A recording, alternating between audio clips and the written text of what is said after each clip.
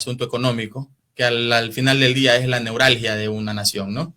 Siempre estamos pendientes de eso, todo gira en torno a la economía, todo gira en torno al bienestar que pueda producir esa economía en el país y la verdad que está siendo un poco complicado para el gobierno enrumbar en términos económicos al Ecuador. Ayer pudimos observar que se está defendiendo la tesis de una reforma tributaria en la Asamblea Nacional, asistiendo a las comisiones, asistiendo ministros, asistiendo el Frente Económico, con planteamientos que les va a costar mucho que calen en la población porque se ve que están afectando no solamente a los más pudientes, sino que hay una afectación marcada a personas de la clase media y media baja. Por ejemplo, el economista Simón Cueva, nuestro ministro de Economía, asegura que solamente el 3.64% de la población económicamente activa del Ecuador percibe ingresos por encima de los $2.000. Yo discuto eso. No sé bajo qué enfoque lo dice, no dice él, es muy ambiguo en su planteamiento porque no dice si es solamente en relación de dependencia, que sería lo lógico, o estamos hablando de las personas que emprenden, de las personas que facturan un negocio particular y que obviamente pues van a tener ingresos muy por encima de esos $2.000 mensuales. El frente económico de este gobierno y casi de todo siempre gira sobre lo mismo, el mismo pensamiento. ¿Será acaso eso lo que nos tiene sumido en una profunda crisis y no permite un desarrollo? Sí, es parte del problema, es parte del problema. El asunto es que no encontramos la solución y la solución creo yo que es llegar a gobernar con decisiones que sean relevantes para el país, decisiones creativas, decisiones que permitan al Ecuador tener ese sacudón que le permita emprender y salir hacia adelante. ¿Cómo qué, por ejemplo? Por ejemplo, los planteamientos del actual gobierno, que fueron los que calaron en la población y los que hicieron que nosotros mostráramos ese respaldo a nuestro presidente, el señor Guillermo Lasso, fue la toma de decisiones creativas. Por ejemplo, hablaba de la reducción de impuestos, hablaba de una reducción sustancial, porque no siempre el enfoque de impuestos es recaudar más con una más alta tasa.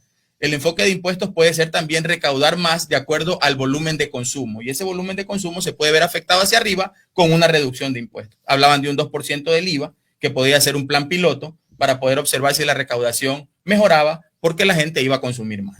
Pero siempre esto gira más bien en cuánto lo recaudamos, logramos recaudar en base a los impuestos, al pueblo que le trasladamos prácticamente. Pero no hablamos de algo grande que permita solucionar el problema económico del país. El problema económico del país, mi estimado Fabricio, siempre va a girar en torno a esa famosa brecha fiscal. Esa famosa brecha fiscal que no le permite al gobierno tener la certeza de que va a cumplir con sus compromisos de corto plazo en un ejercicio. ¿Sí? El Ecuador habla hoy por hoy de $7.000 millones.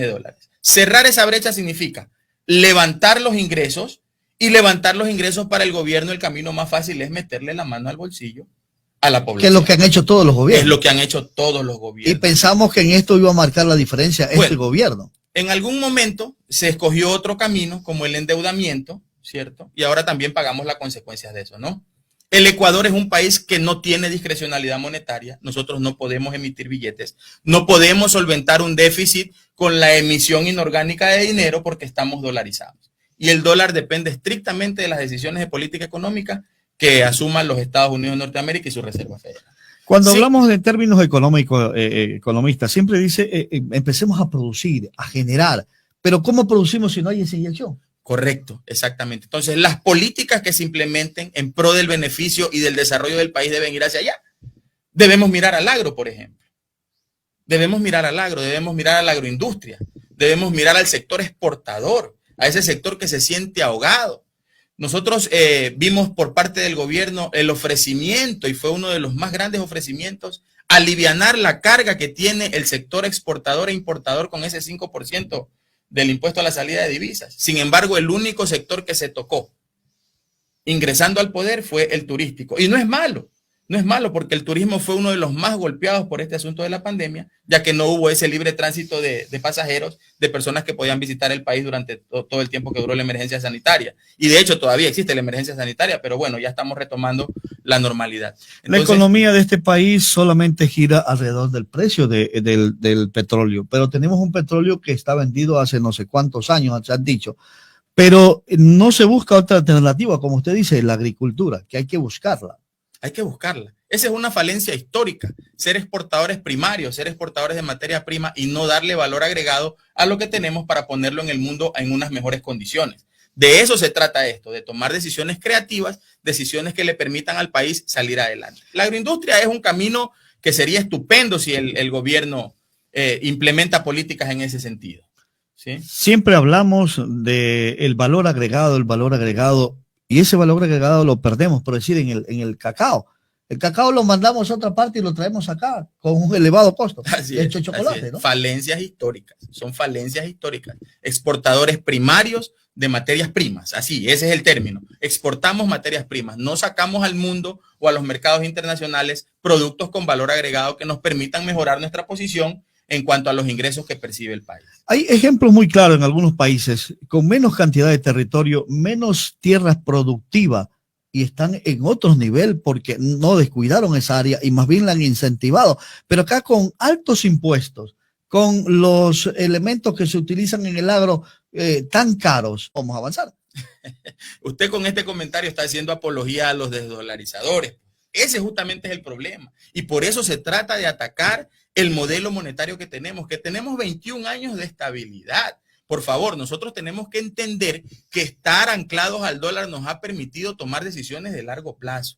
Cuando la moneda es fluctuante, cuando hay ese tipo de devaluaciones y todo lo demás, no se puede tomar decisiones de largo plazo porque hay una incertidumbre en el agente económico. Y entonces la gente dice, ¿yo qué hago? Sin embargo, es muy válido lo que usted dice, hay productos más baratos, los otros países sí implementan planes de subsidio a la producción que les permiten abaratar costos y esos productos, pues, por excedente salen de sus mercados y ingresan a mercados como el nuestro con un poder adquisitivo un poco mayor y afectan a la producción nacional, porque los costos de producción nuestros también son bastante elevados al estar con ahí me gustó, los planes, correcto, así exactamente. Es. Iván, tenemos inquietud. Sí, una inquietud, y sobre todo por el tema de la dolarización, economista, ¿no? Qué importante tenerlo usted, y ojalá podamos continuar con esta invitación, porque hay pocos economistas aquí en Esmeralda y que podemos tratar sobre estos temas. Ahora usted hablaba sobre el tema de la dolarización. Si la dolarización fuera tan efectiva como nosotros la estamos planteando, economista,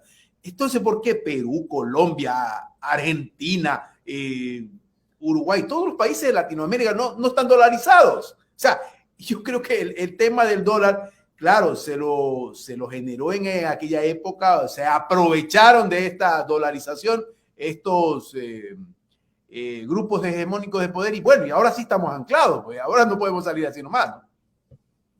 Bien, la discrecionalidad monetaria que mencioné antes para no caer en tecnicismo, ¿verdad? Que es la posibilidad que tienen los gobiernos de afectar el tipo de cambio. Ese tipo de cambio que no tenemos nosotros esa discrecionalidad de afectar el tipo de cambio del dólar para posicionarlo de una forma diferente en los mercados internacionales. Es lo que defienden países como los que usted menciona, pero ellos tienen una disciplina fiscal mucho mejor que la de nosotros, pues. Mucho mejor que la de nosotros.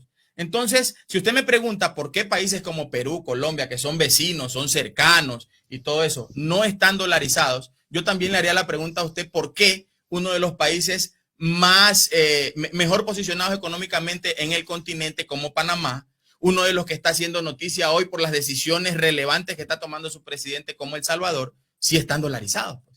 Y me preguntaría yo también por qué economías como las africanas, que devalúan a millares surgir su moneda, no tienen una mejor posición tampoco en los mercados internacionales. Entonces, todo esto obedece a la disciplina fiscal y a los índices de productividad que se puedan establecer en un determinado país para poder colocar sus productos de una mejor forma, siendo competitivos en mercados internacionales. Cuando usted habla de eso, ¿no? Disciplina, a veces hasta en nuestra propia casa que tenemos que tener disciplina para poder avanzar. Entonces, cuando hablamos de disciplina fiscal, hasta en eso debemos someternos, pero no porque perjudico a mi amigo, perjudico al de acá, no puede haber una disciplina fiscal. Entonces viene el término del economista Winston Churchill, ex primer ministro de Inglaterra, ¿sí? Donde él dice que lo público, ¿cierto?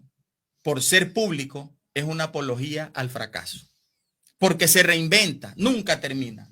El lado privado toma decisiones en las cuales si usted está trabajando mal, cierra, ¿sí? Sin embargo, lo público siempre va a existir. Y es así que tenemos estamentos públicos que a pesar de la debacle y el desastre que manejan, siguen allí y nadie hace absolutamente nada por rescatarlos o por recuperarlos. Podemos hablar que 30 años sin disciplina fiscal. Entonces. 30 años sin disciplina fiscal, 30 años aplicando la no neutralidad social y llegando los grupos al poder con agendas estrictamente personales, partidistas, menos pensando en el bienestar del país. Así es, se lo maneja más partidista que antes que una disciplina fiscal. ¿Y qué opinión tiene sobre las reformas que se están planteando? El uno para allá y el otro para acá. Bueno, ya le digo, para mí, a mi criterio, el frente económico que maneja estos hilos no es el más idóneo, no es el más idóneo. No veo yo en ellos esas decisiones relevantes técnicas que se puedan aplicar en una reforma que golpee, que dé ese sacudón para que el país empiece a dinamizarse. Hablar de meterle la mano al bolsillo a la gente es muy fácil, o sea, decir que vamos ahora sí a cobrarle a los que ganan más de... No, ese no es el camino. El camino es tomar decisiones técnicas, decisiones que históricamente afecten al entorno económico para bien, ¿sí? Entonces, por ejemplo, hubo un exhorto hace aproximadamente 2 meses y medio llamando al presidente a que tome una decisión sobre la derogatoria de ese 2% al impuesto a la microempresa, ese 2% que yo como asesor económico, financiero y tributario considero criminal, porque es un impuesto que se grava a las ventas brutas de los locales comerciales, lo que se percibe, ni siquiera lo que se gana, porque si usted hiciera la diferenciación o el balance de cuánto ingresó, cuánto gastó y sobre esa diferencia paga, que es lo normal, estaríamos en otra situación. ¿Se estaría pagando un doble impuesto ahí?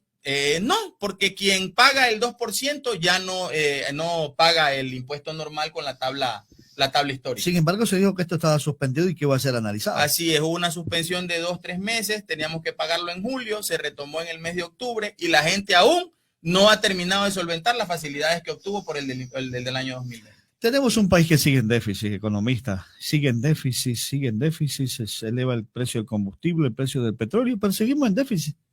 Seguimos en déficit y eso es por malas decisiones.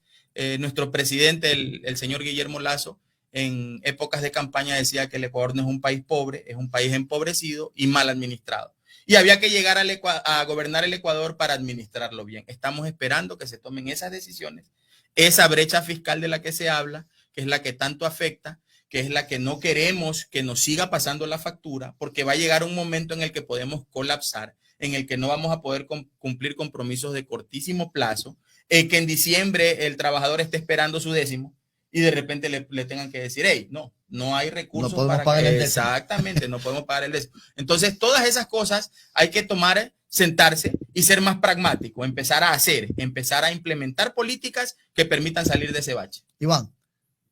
Sí, para finalizar, ¿no? Y es importante el criterio del economista Avellán. Pero ahora estamos hablando de la parte nacional, ahora la parte local. ¿Qué es lo que se requiere a Esmeraldas? Porque aquí también yo recuerdo que hace algún tiempo, no sé si ustedes tienen el nombre de Juan Carlos Faydutti, que era Contralor General del Estado, y en un enunciado que hacía sobre una investigación en las cuentas de los GATS ahora, ¿no? De los GATS municipales de Esmeraldas, decía, oiga, a Esmeraldas no deberíamos, digamos, asfaltarla con